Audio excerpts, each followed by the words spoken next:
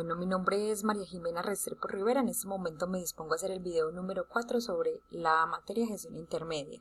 En este momento vamos a hablar un poco, a profundizar más sobre la NIF 2 y adicional a eso vamos a hablar sobre los sistemas de costo. Bueno, entonces, ¿por qué decimos que la contabilidad bajo NIF tiene un enfoque patrimonialista?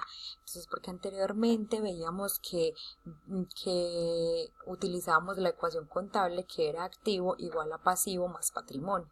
Aún la seguimos utilizando, pero ya la vemos como le damos otro enfoque, ya nos preocupamos más por lo que pasa del patrimonio, entonces decimos que patrimonio es igual a activo menos pasivo, y que como toda ecuación matemática, si afectamos una de estas dos variables de activo o pasivo, estamos afectando igualmente el patrimonio.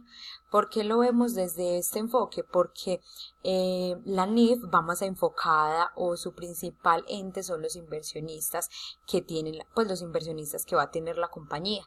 Entonces, por ende, necesitamos los inversionistas, lo que maximiza o le da valor a sus recursos, obviamente es el patrimonio o cómo se refuerza el patrimonio.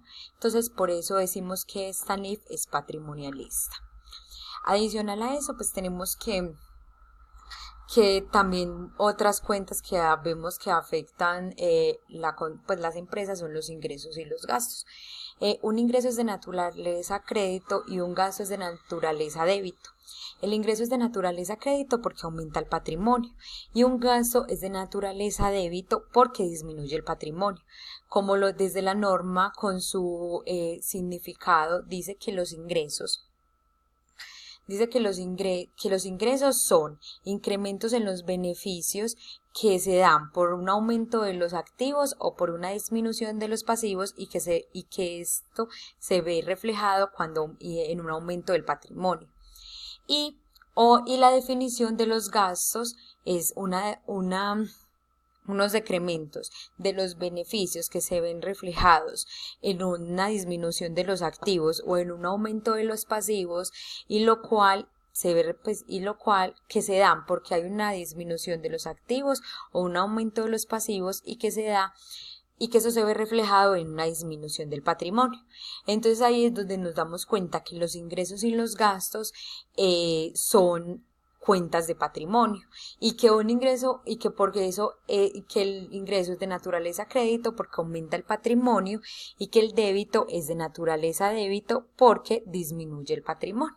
Anteriormente no lo veíamos de esta forma, sino que simplemente pensamos que los ingresos y los gastos eran cuentas de resultado, pero no nos dábamos cuenta que realmente lo que estábamos afectando era el patrimonio de la compañía o el patrimonio de los accionistas. Entonces, las cuentas del estado de resultado corresponden a componentes patrimoniales, los que le venía diciendo anteriormente.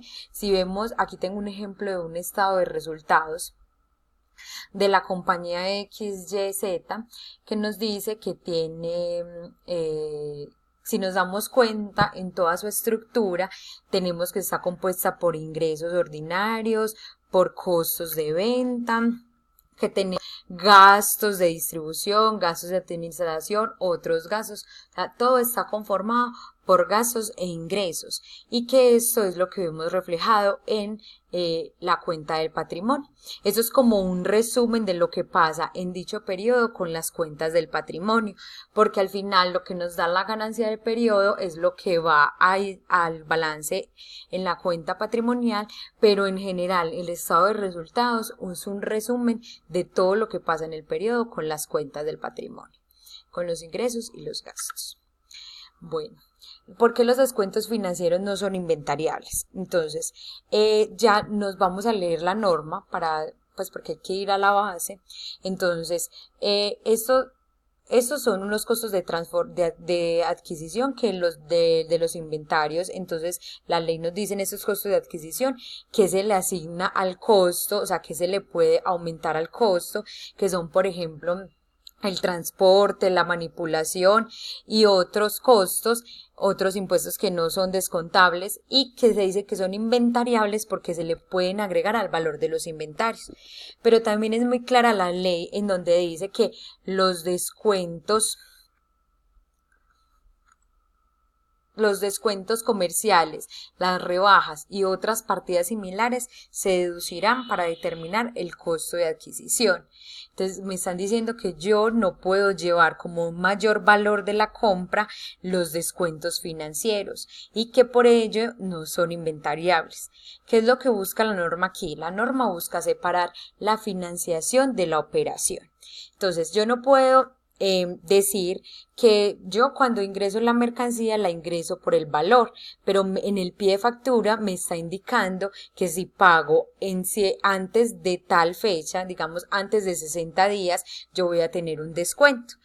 Pero ¿qué es lo más seguro? Que yo me gane ese descuento. Entonces la operación es que mi costo del inventario va a ser el que realmente.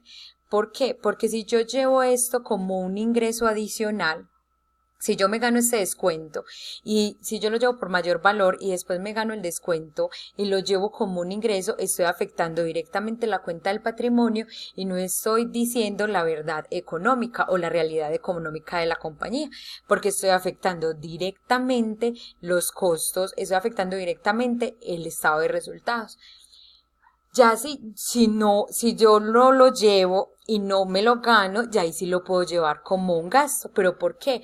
Porque esto ya es un problema de gestión de la financiación de las compras, más no de la operación. Porque si a mí me dicen que yo lo puedo pagar en 60 días y la empresa, digamos que no tiene esta plata, yo puedo hacer un préstamo que igual si en los descuentos normalmente por pronto pago son el 10, el 13, que hasta con usura, digamos del 100%, yo igual estaría ganando con ese descuento. Entonces ya sería una mala gestión. Por eso ya ahí sí lo debo llevar al gasto, pero cuando yo voy a hacer un estado de resultados ya me tengo que estar pensando entonces a controlar los que están manipulando los recursos porque no están haciendo una buena gestión. Pero entonces es allí donde yo no puedo llevar una información que no es verdad a mi estado de resultados porque realmente yo no estoy recibiendo un ingreso. Simplemente mi inventario está teniendo un costo menor al que tenía por este pronto pago. Entonces ahí es donde habla como de separar la financiación de la operación. Bueno, vamos a dar un ejemplo sobre el tratamiento de los costos fijos, porque sabemos que los costos de transformación entonces tienen materia prima directa, mano de obra y los CIF, que son los costos indirectos de fabricación, que se dividen en fijos y en variables. Sabemos que los fijos se dan en capacidad normal y los variables en capacidad real. La capacidad normal es como algo que nosotros es un dato histórico, lo que la empresa normalmente está acostumbrada a producir. Desde ahí es donde sacamos este costo. Entonces vamos a dar un ejemplo. Una entidad tuvo costos indirectos fijos por 8 millones durante un periodo de un mes en el que fabricó 250.000 unidades de producción. Cuando opera su capacidad normal, la entidad fabrica 250.000 unidades de producción por mes. Entonces aquí simplemente sabemos que nuestra capacidad real es la misma capacidad normal y que el costo unitario del inventario va a ser 32 pesos. Pero tenemos otros dos nuevos casos en donde puede que la capacidad real sea menor o que la capacidad real sea mayor. Entonces ahí es donde entramos a mirar qué pasa con la norma. Entonces me dice que si la producción real es de 200.000 unidades, o sea menor, tengo que simplemente hacer los 200.000 por el mismo costo unitario que ya tenía anteriormente, que son por 32 pesos y son 6.400.000, pero resulta que yo me gasté 8 millones, entonces tengo que llevar la diferencia a un gasto de capacidad, porque yo realmente me gasté 8 millones y el inventario solamente me está valiendo 6.400.000, pero ese gasto ya pasó, entonces ya toca entrar a mirar yo realmente por qué produje menos, qué está pasando en la compañía, pero yo tengo que evidenciar de una vez el gasto porque es algo que realmente ya me gasté. Caso contrario a lo que pasa cuando si la producción real es mayor, o sea 300.000 unidades, tengo que volver a hacer el costo, tengo que volver a recapitulizar, a hacerlo, a sacar el costo unitario de los 8 millones dividido las 300.000 unidades que prodují realmente. ¿Por qué? Porque la norma es una norma conservadora. Entonces yo no puedo decir que yo me gané algo que todavía no me he ganado. Realmente eso me valió 8 millones de pesos. Entonces por eso tengo que volver a hacer para que el inventario realmente me valga lo que me costó, pues los 8 millones de pesos. pesos. ¿En dónde voy a ver reflejado ya la ganancia? En que ya no voy a tener para la venta 250.000, sino que voy a tener para la venta 300.000 unidades. Entonces, como digo que es una norma conservadora, es porque yo no me puedo adelantar a ingresos que no tengo. Entonces, ¿cuándo se va a ver reflejado esta ganancia? Cuando venda las 300.000 unidades y entonces ahí ya sí voy a tener un ingreso superior que el que tenía cuando vendía 250.000. Bueno, entonces hasta aquí llega como el alcance de la NIC 2. Entonces la NIC 2 nos indica pues como cómo debemos, qué valores tenemos que tener en cuenta como inventariables, pero no nos dice cómo asignar los costos a la silla, a la mesa, bueno, al producto que estemos haciendo. Esa información hasta allá no es el alcance de la norma. Por eso es que tenemos que empezar a hablar de los sistemas de costos. Entonces, en los sistemas de costos vamos a hablar de 3 cosas importantes, que son los métodos de acumulación de costos, las bases de costeo y la filosofía de costeo. Entonces, en los métodos de acumulación de costos tenemos los que se asignan por órdenes de operación o fabricación o lotes, que son los que se le asignan apenas se acaba esa orden de producción o apenas se acaba ese lote. Tenemos por procesos, que ya es al final del periodo, cuando tenemos, por ejemplo, el proceso de ensamble o el proceso de corte. Entonces, al final del proceso es que yo asigno los costos. Al final del proceso, no, al final del periodo. Entonces, al final del periodo contable agrego los costos. Los proyectos es ya cuando hago, por ejemplo, un proyecto grande como una carretera, también se asignan al final del periodo. Cuando tenemos mixtos, que son por ejemplo, mixtos que hay partes en procesos y partes de lotes o de órdenes de producción, entonces debo tomar los dos, se deben asignar de acuerdo a si es proceso o a si es lote. Y también los productos o servicios, que esos son muy fáciles de asignar porque no queda nada en proceso, o sea, todo lo que se fabrica se vende. Entonces, por eso es como se agrega el costo al final del proceso y es más fácil porque no va a quedar producto en los inventarios. Tenemos unas bases de costeo, que son como las técnicas de medición del costo. Entonces, pues, obligatoriamente tenemos la NIF, que son las normas que nos dicen, donde tenemos el valor real, que tenemos definiciones del valor realizable, del valor neto realizable, entonces que tenemos del valor razonable, el valor neto razonable, y que esta NIF es obligatoria. Además tenemos unos costos predeterminados que son los estimados y los estándar. Entonces, ¿cuál es la diferencia entre los estimados y los estándar? En que los estimados tienen como un más bajo rigor a la hora de calcularlos y los estándar tienen un alto rigor a la hora de calcularlos. También tenemos los métodos minoristas de tal y detallistas.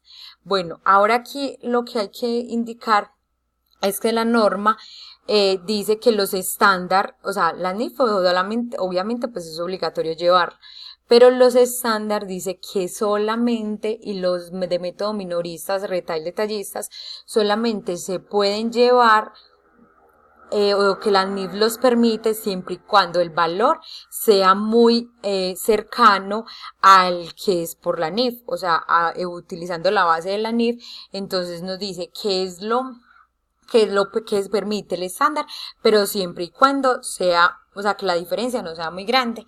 Y ya el caso de la diferencia, pues algo más ambiguo, si debemos llegar a analizarlo, pues como dentro de las políticas o lo que necesita la empresa, qué tan diferente puede ser, pero bajo las indicaciones de la empresa.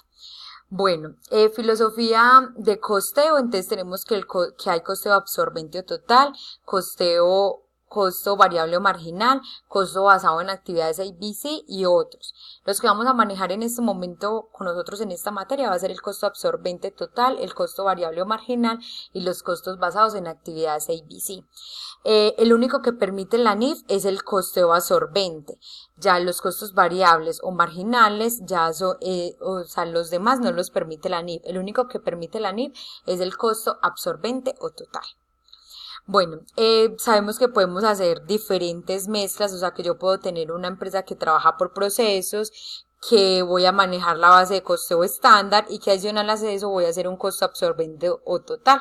Entonces puedo hacer varias combinaciones, depende de lo que necesite mi compañía. Muchas gracias y que tengan una feliz tarde.